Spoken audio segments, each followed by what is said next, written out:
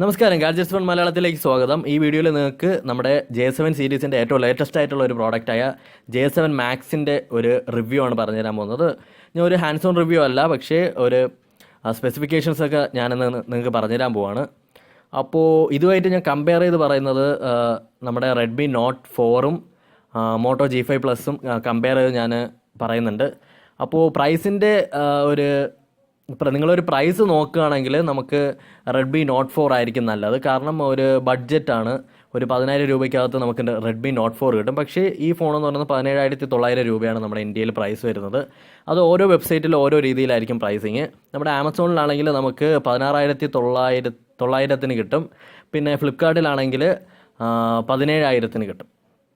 അപ്പോൾ നമുക്കിത് ഗോൾഡ് കളറിലും ബ്ലാക്ക് കളറിലുമാണ് അവൈലബിൾ ആയിട്ടുള്ളത്. ആൻഡ്രോയിഡ് 7.0 ആണ് നമുക്ക് ഇതിനകത്ത് കിട്ടുന്നത്.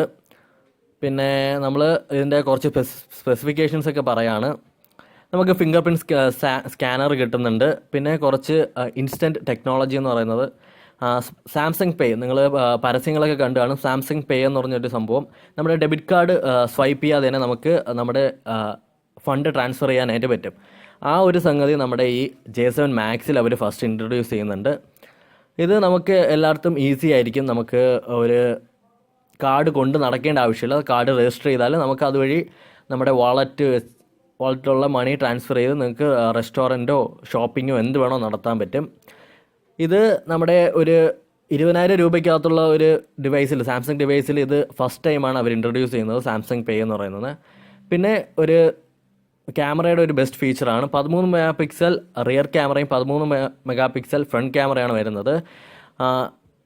വിത്ത് ഫ്ലാഷ്, ഫ്രണ്ടും ബാക്കും ഫ്ലാഷ് വരുന്നുണ്ട്. പിന്നെ സെൻസേഴ്സ് F7ഉം പിന്നെ FL9ഉം ആണ് വരുന്നത്. അപ്പോൾ രണ്ട് സെൻസേഴ്സിൻ്റെയും ക്ലാരിറ്റി ബേസ്ഡ് നമുക്ക് സെൻസേഴ്സ് എന്ന് പറയുമ്പോൾ കുറച്ച് ഫ്രണ്ട് കുറച്ച് കൂടിയിരിക്കും, പിന്നെ ബാക്ക് ആണെങ്കിൽ കുറച്ച് ഡിമ്മായിരിക്കും. അതിൻ്റെ ഒരു റിവ്യൂ ഞാൻ വേറെ ചെയ്യുന്നുണ്ട്. പിന്നെ പറയുന്നത് ഇൻസ്റ്റൻറ്റ് ഷെയർ എന്ന് പറഞ്ഞാൽ നമ്മുടെ സ്ക്രീനിൽ ഒരു ഫോട്ടോ എടുത്തിട്ട് ജസ്റ്റ് നമ്മുടെ സ്ക്രീനിൻ്റെ വലത്തേ സൈഡിൽ നിന്ന് ഇടത്തോട്ട് സ്വൈപ്പ് ചെയ്താൽ നമുക്ക് ഇങ്ങനെ ഒരു മെനു വരും.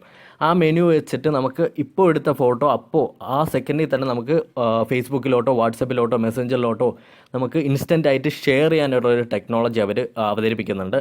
പിന്നെ 4 GB റാമും 32 GB റോമുമാണ് കിട്ടുന്നത്. നമുക്ക് യൂസർ അവൈലബിൾ ആയിട്ട് ഒരു 28 GB കിട്ടുന്നു എന്ന് പറയുന്നു. പിന്നെ നമ്മുടെ റെഡ്മി ആണെങ്കിൽ 4 GB റാമും 64 GB റോമും ഇൻറ്റർണൽ സ്റ്റോറേജുള്ള എഡിഷനും ഉണ്ട്. അതുമാത്രമല്ല നമുക്ക് പ്രൈസിൻ്റെ റേഞ്ച് ഒരു 10,000 രൂപയ്ക്ക് താഴെ മാത്രമേ ഉള്ളൂ. അപ്പോൾ നിങ്ങൾ റെഡ്മിയൊക്കെ നോക്കുകയാണെങ്കിൽ നിങ്ങൾക്കൊരു ബഡ്ജറ്റ് ആണെങ്കിൽ റെഡ്മി നോക്കുക. റെഡ്മിയിലും 4 GB റാം തന്നെയാണ്. പക്ഷേ നമ്മുടെ J7 മാക്സിൽ റെഡ്മിയിലില്ലാത്ത കുറച്ച് സ്പെസിഫിക്കേഷൻസൊക്കെ വരുന്നുണ്ട്. പിന്നെ 5.7 ഫുൾ HD ആണ്. പക്ഷേ ഇതിനകത്ത് AMOLED ഡിസ്പ്ലേ അല്ല വരുന്നത്. അത് നമുക്ക് ഒന്ന് പറയേണ്ട കാര്യമാണ്. കാരണം AMOLED ഡിസ്പ്ലേ ആയിരുന്നു നമ്മുടെ ഒരുപാട് സാംസങ്ങിൻ്റെ ഡിവൈസിൽ J7ലൊക്കെ നമ്മുടെ AMOLED ഡിസ്പ്ലേ ആയിരുന്നു. പക്ഷേ ഇതിനകത്ത് AMOLED ഡിസ്പ്ലേ അല്ല അവർ കൊടുത്തിരിക്കുന്നത്, വേറെ ഒരു ഫുൾ HD ഡിസ്പ്ലേ ആണ്. അതുകൊണ്ട് തന്നെ നമ്മുടെ AMOLEDിനേക്കാളും ഡിസ്പ്ലേ ബേസ്ഡ് നോക്കുകയാണെങ്കിൽ AMOLEDിനേക്കാളും കുറച്ച് ഡള്ളായിരിക്കും. പിന്നെ അതുമാത്രമല്ല റെഡ്മി വെച്ചിട്ട് നോക്കുകയാണെങ്കിൽ കുറച്ച് ബ്രൈറ്റർ ആയിരിക്കും. നമ്മുടെ J7 മാക്സിൻ്റെ ഡിസ്പ്ലേ എന്ന് പറഞ്ഞത് റെഡ്മിനേക്കാളും കുറച്ച് ബ്രൈറ്റർ ആയിരിക്കും. പിന്നെ G5 പ്ലസ് ആണെങ്കിൽ നമുക്ക് ഇത്ര വലിയ ഫോൺ യൂസ് ചെയ്യാൻ പാടായിട്ടുള്ളവരാണെങ്കിൽ G5 പ്ലസ് എടുക്കുക. കാരണം G5 പ്ലസിൻ്റെ സ്ക്രീൻ സൈസ് കുറച്ച് ചെറുതാണ്. പിന്നെ നമുക്ക് കുറച്ച് ഇൻഡെപ്ത് ആയിട്ടുള്ളൊരു റിവ്യൂ നോക്കാം. നമുക്ക് CPU എന്ന് പറയുന്നത് ക്വാഡ് കോർ ആണ് വരുന്നത്. പിന്നെ മീഡിയ ടെക്കിൻ്റെ ഒരു പ്രോസസ്സറാണ് വരുന്നത്. നമ്മുടെ റെഡ്മിയിലാണെങ്കിൽ സ്നാപ്ഡ്രാഗൺ ആണ് വരുന്നത്. പിന്നെ ഡിസ്പ്ലേയുടെ കാര്യത്തിൽ പറയുകയാണെങ്കിൽ ഞാൻ നേരത്തെ പറഞ്ഞ പോലെ 5.7 ഇഞ്ച് ഡിസ്പ്ലേ ആണ് വരുന്നത്. നമുക്ക് 1080p റെസൊല്യൂഷൻ വരുന്നുണ്ട്. പിന്നെ നമുക്ക് ഡിസ്പ്ലേ ഞാൻ പറഞ്ഞ പോലെ തന്നെ ഒരു AMOLED ഡിസ്പ്ലേ അല്ല വരുന്നത്, PSD TFT ഡിസ്പ്ലേ ആണ്, LCD ഡിസ്പ്ലേ ആണ് വരുന്നത്. ക്യാമറ പറയുകയാണെങ്കിൽ നമുക്ക് 1080p റെക്കോർഡിങ് കിട്ടുന്നുണ്ട്. അതുമാത്രമല്ലാതെ ഫ്രണ്ട് 13 മെഗാ പിക്സലും ബാക്ക് 13 മെഗാ പിക്സലും. വളരെ ഒരുപാട് ഫീച്ചേഴ്സൊന്നും ഇല്ലെങ്കിലും നമുക്ക് ഒരുവിധ ചെറിയ ഫീച്ചേഴ്സ് തന്നെ കുറച്ച് എൻഹാൻസ്ഡ് ആയിട്ടുള്ള ഫീച്ചേഴ്സ് നമുക്ക് ഇതിനകത്ത് കിട്ടുന്നുണ്ട്. മെമ്മറി ആണെങ്കിൽ 32 GB മെമ്മറി കിട്ടുന്നുണ്ട്. റെഡ്മി നോട്ട് 4ലാണെങ്കിൽ 64 GB കിട്ടുന്നുണ്ട്. നമുക്ക് അതിനകത്ത് 58 GB നമുക്ക് യൂസർ അവൈലബിൾ ആയിട്ട് വരുന്നുണ്ട്. അപ്പോൾ റെഡ്മിയിൽ ഒരുപാട് സിസ്റ്റം ആപ്ലിക്കേഷൻസും കുറവാണ്. നമ്മുടെ സാംസങ്ങിലാണെങ്കിൽ ഒരുപാട് സിസ്റ്റം ആപ്ലിക്കേഷൻസ് വരുന്നുണ്ട്. അതൊക്കെ റിമൂവ് ചെയ്യുക എന്ന് പറയുന്നത് നമുക്ക് റൂട്ട് ചെയ്താൽ മാത്രമേ സിസ്റ്റം ആപ്ലിക്കേഷൻസൊക്കെ റിമൂവ് ചെയ്യാൻ പറ്റത്തുള്ളൂ. പിന്നെ റെഡ്മിയിലാണെങ്കിൽ നമുക്ക് സിം കാർഡും മെമ്മറി കാർഡും ആയിട്ട് 2 സ്ലോട്ടേ ഉള്ളൂ. ഇപ്പോൾ നിങ്ങൾക്ക് ഡുവൽ സിം ആണെങ്കിൽ ഡുവൽ സിം യൂസ് ചെയ്യാം, പക്ഷേ മെമ്മറി കാർഡ് യൂസ് ചെയ്യാൻ പറ്റത്തില്ല. പക്ഷേ നമ്മുടെ JS1 Maxലാണെങ്കിൽ 2 ഡുവൽ സിമ്മിൻ്റെ സ്ലോട്ടും വരുന്നുണ്ട്. പിന്നെ അഡീഷണൽ ആയിട്ട് നമുക്ക് മെമ്മറി കാർഡ് ഇടാനായിട്ട് ഒരു സ്ലോട്ടും വരുന്നുണ്ട്. നമുക്ക് യൂസർ അവൈലബിൾ ആയിട്ട് 23.9 GB നമുക്ക് യൂസർ അവൈലബിൾ ആയിട്ട് വരുന്നത്. കാരണം നമ്മുടെ സാംസങ്ങിൻ്റെ മിക്ക ഫോൺസിലും സിസ്റ്റം ഫയൽസ് ഒരുപാട് നമുക്ക് വേണ്ടാത്തതും ആവശ്യമുള്ളതുമായിട്ട് ഒരുപാട് സിസ്റ്റം ഫയൽസ് അവർ കൊണ്ടുവരുന്നുണ്ട്. അത് കുറച്ച് അനോയിങ് ആണ്. നമുക്ക് ഇപ്പോൾ ഒരു 8 GB ഇൻറ്റർണൽ സ്റ്റോറേജ് ഉള്ള ഒരു ഫോൺ എടുക്കുകയാണെങ്കിൽ നമുക്ക് അതിനകത്തൊരു 4 GB മാത്രമേ നമുക്ക് യൂസ് ചെയ്യാനായിട്ട് തന്നെ പറ്റത്തുള്ളൂ.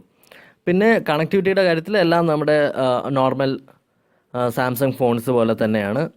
പിന്നെ സെൻസേഴ്സ് ആക്സിലറോമീറ്റർ ഉണ്ട്, ഫിംഗർ പ്രിൻറ്റ് സെൻസർ ഉണ്ട്, ജാറോസ്കോപ്പ് ഉണ്ട്, പിന്നെ ജിയോ സെൻസറും കൂടിയുണ്ട്. എന്ന് പറഞ്ഞാൽ നമ്മുടെ ലൊക്കേഷൻ ബേസ്ഡ് നമുക്ക് ഇൻസ്റ്റൻറ്റ് ഷെയറിൻ്റെ ഒരു ടെക്നോളജിയാണ്. പിന്നെ ഫിസിക്കൽ സ്പെസിഫിക്കേഷൻസ് പിന്നെ ആൻഡ്രോയിഡിനെ പറ്റി പറയുകയാണെങ്കിൽ നമ്മുടെ 7.0 ആണ് ആൻഡ്രോയിഡ് വരുന്നത്. പിന്നെ ഫിസിക്കൽ സ്പെസിഫിക്കേഷൻ എന്ന് പറഞ്ഞാൽ നമുക്ക് 1080p വരുന്നുണ്ട്. പിന്നെ ബാക്കിൽ നമ്മുടെ J5 ആണെന്ന് തോന്നുന്നു, എനിക്ക് J5 വരുന്ന പോലത്തെ ഒരു LED നോട്ടിഫിക്കേഷൻ നമ്മുടെ ക്യാമറയുടെ ചുറ്റുമായിട്ട് വരുന്ന ഒരു LED ബാർ വരുന്നുണ്ട്. അത് നമുക്ക് നോട്ടിഫിക്കേഷൻസൊക്കെ ഈസിലി ഹാൻഡിൽ ചെയ്യാനായിട്ട് നമുക്കത് എളുപ്പമായിരിക്കും. പിന്നെ അതിൻ്റെ നമുക്ക് ഇതിൻ്റെ ഒരു റിവ്യൂ ബേസ്ഡ്, ഞാൻ കണ്ട റിവ്യൂ ബേസ്ഡ് പറയുകയാണെങ്കിൽ ഇതിൻ്റെ ബാറ്ററി ബാക്കപ്പ് വളരെ പുവറാണ്. നമുക്ക് ബാറ്ററി ബാക്കപ്പ് നല്ലോണം കിട്ടുന്നില്ല എന്നൊരു പരാതി അവർ പറയുന്നുണ്ട്. അപ്പോൾ J7 യൂസ് ചെയ്യുന്നവർക്കൊക്കെ അറിയാം, J7 ഒരുപാട് നല്ല ബാറ്ററി ബാക്കപ്പ് കിട്ടുന്നൊരു ഫോണാണ് J7. പക്ഷേ ഇതിൽ നമുക്ക് ബാറ്ററി ബാക്കപ്പ് കിട്ടുന്നില്ല എന്ന് പറയുന്നു. എന്തോ ഞാൻ യൂസ് ചെയ്തിട്ടില്ല. പിന്നെ നമുക്ക് ഞാൻ നേരത്തെ പറഞ്ഞ പോലെ തന്നെ ഒരു 17,000 രൂപയ്ക്കകത്ത് ഒരു 32 GB ഇൻറ്റർണൽ മെമ്മറി ഉള്ളത് ഒരു ഫോണും പിന്നെ ഒരു 13 MP ക്യാമറയുള്ള ഒരു ഫോണ് നമുക്ക് കിട്ടുന്നുണ്ട്, ഫ്രണ്ടും ബാക്കും. ഇപ്പോൾ നിങ്ങൾക്ക് 10,000 രൂപ മാത്രമേ നിങ്ങളുടെ ബഡ്ജറ്റ് ഉള്ളൂവെങ്കിൽ ഞാൻ റെക്കമെൻഡ് ചെയ്യുന്നത് Redmi Note 4 തന്നെയാണ്. അപ്പോൾ ഈ വീഡിയോ ഇഷ്ടപ്പെട്ടെന്ന് കരുതുന്നു.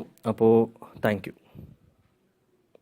എൻ്റെ ഈ ചാനൽ സബ്സ്ക്രൈബ് ചെയ്യാത്തവർ ഈ സബ്സ്ക്രൈബ് ബട്ടൺ പ്രസ് ചെയ്ത് സബ്സ്ക്രൈബ് ചെയ്യുക. അതോടൊപ്പം വരുന്ന ഈ ബെല്ലൈക്കൺ ക്ലിക്ക് ചെയ്താൽ ഞാൻ അപ്ലോഡ് ചെയ്യുന്ന വീഡിയോസ് എല്ലാം നിങ്ങളെ അപ്പോൾ നോട്ടിഫൈ ചെയ്തായിരിക്കും.